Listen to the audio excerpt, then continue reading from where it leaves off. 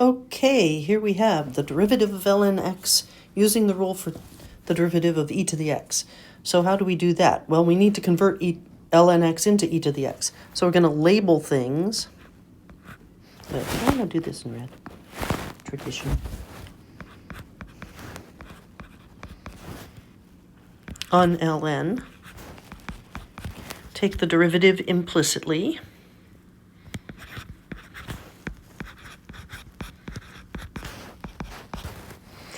Solve for dy dx. And, oh, e to the y is x. So, moral of the story.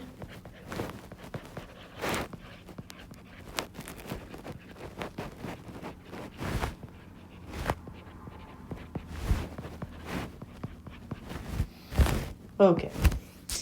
For the second problem, I'm just gonna assume that you can use the calculator graph and trace near zero. We're gonna fake it this way. And you get something, I'll just make a little table for you for a few of the values. At 1, you have 2. At 0.1, you have 2.594. At, let's just go directly to 0.001.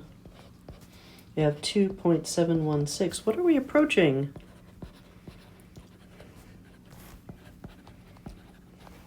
Oh, that number.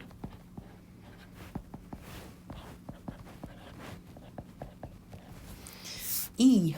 Okay, so let's look at the definition of the derivative way of figuring it out.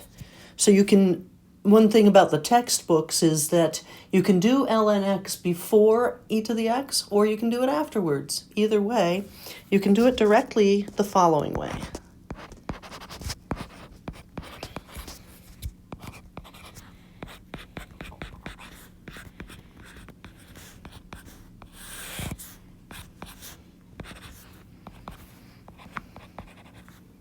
What can we do with this? Oh, remember the logarithm rules. Subtraction outside is division inside. So, one big hunk in ln and division inside.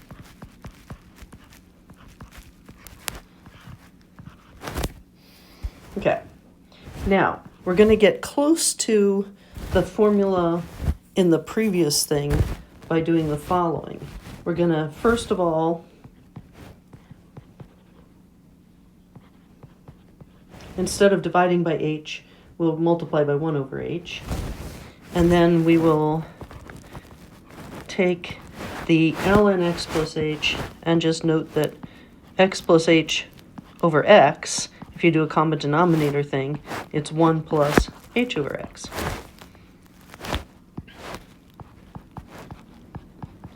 So I can pop the exponent up, but I need to have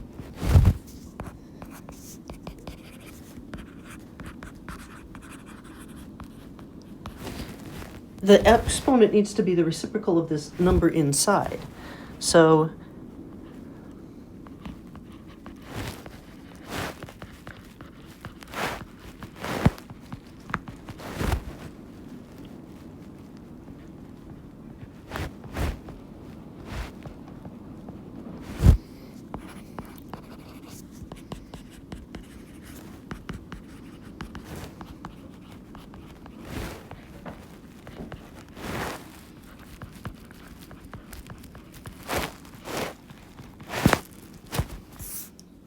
there it is, 1 plus t to the 1 over t. Okay, because if h is going to 0, h over x is also going to 0.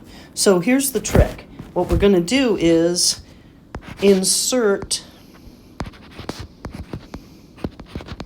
an x by paying a price. I think I'll put the 1 over x in front, in fact. So let me just do that. Oh, look, I can do that. Blink. In fact, you can actually pull it all the way outside because h is being the variable, x is a constant as far as h is concerned. So we can have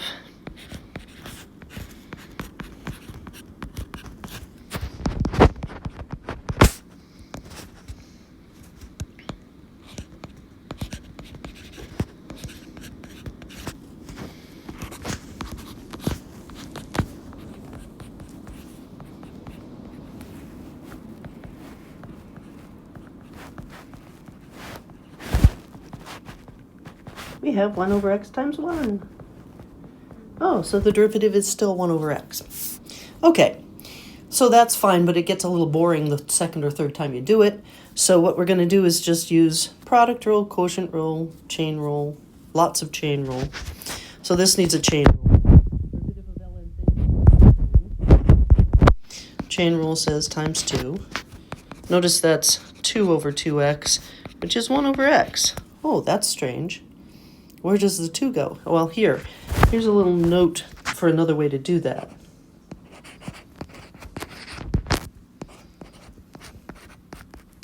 ln of 2x is also known as ln of 2 plus ln of x, and ln of 2 is a constant.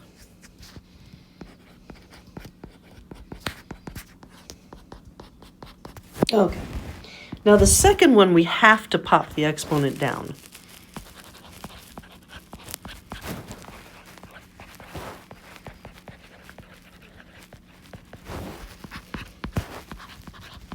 And then we have a product rule. Never goes away. Okay. So derivative of the first thing times the second, plus the first thing times the derivative of the second. And if I simplify that, that's just ln x. I'm going to put the x in parentheses so that it's clear that the plus 1 is not inside. All right, fine. Derivative of ln sine x. Derivative of ln thing is 1 over thing. No, it's not. It's 1 over thing. Chain rule.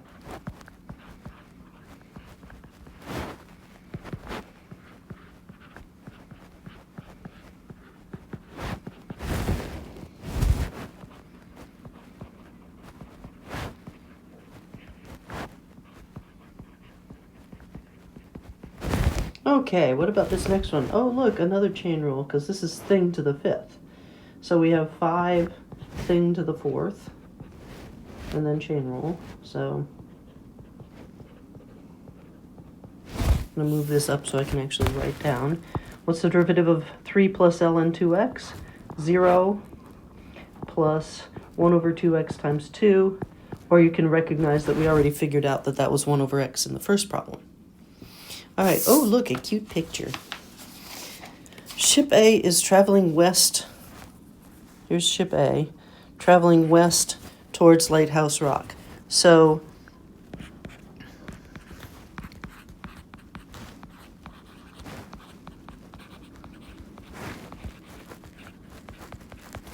at a speed of, oh, this is a rate.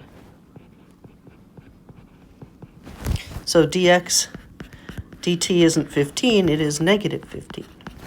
All right, ship B is going away from Lighthouse Rock, so it's increasing, and it's going at 10, so dy dt is positive 10.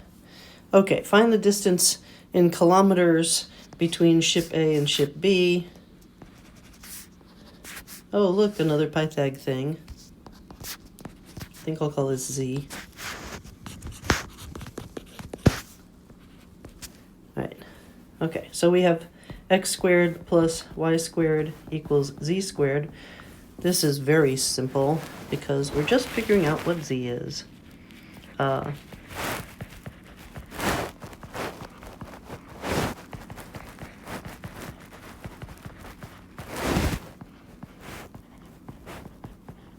Z is 5 kilometers away. Okay, and once again, this should be getting pretty familiar to you guys. You start with the original function, and then you start taking the derivative. Don't forget the thing dt. So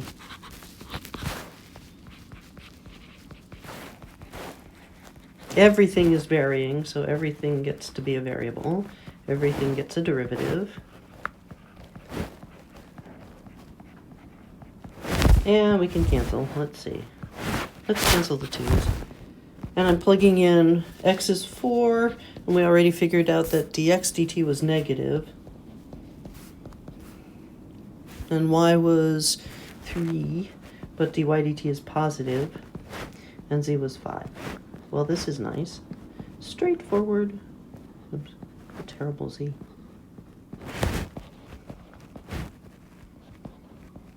Negative 60 plus 30 is negative 30. Divided by 5. So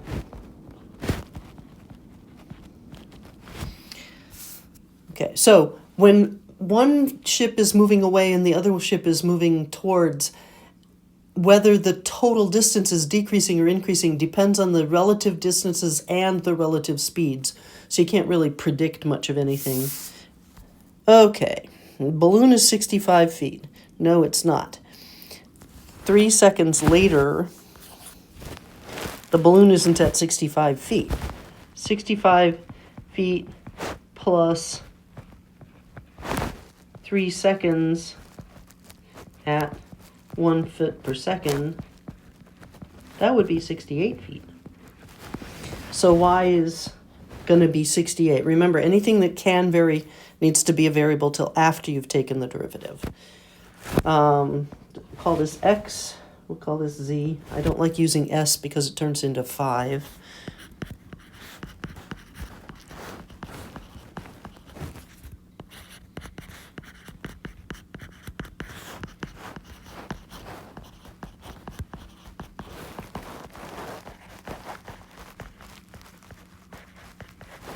Cancel the 2's because we can. Okay, so y is 68.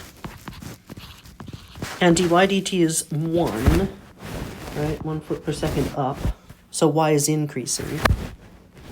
X is also increasing. It started out at 0, but it went for 3 seconds at 17 feet per second.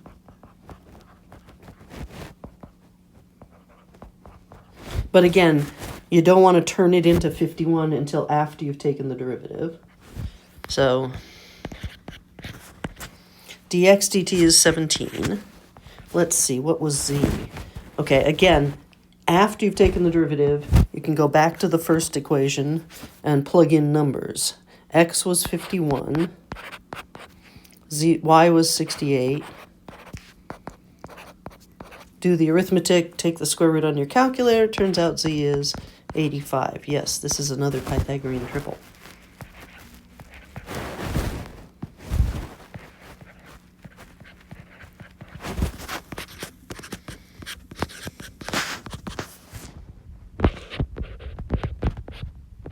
Fortunately, everything's increasing this time, so you just don't have to worry about adding versus subtracting. Calculator says this is 11 feet per second. Yay.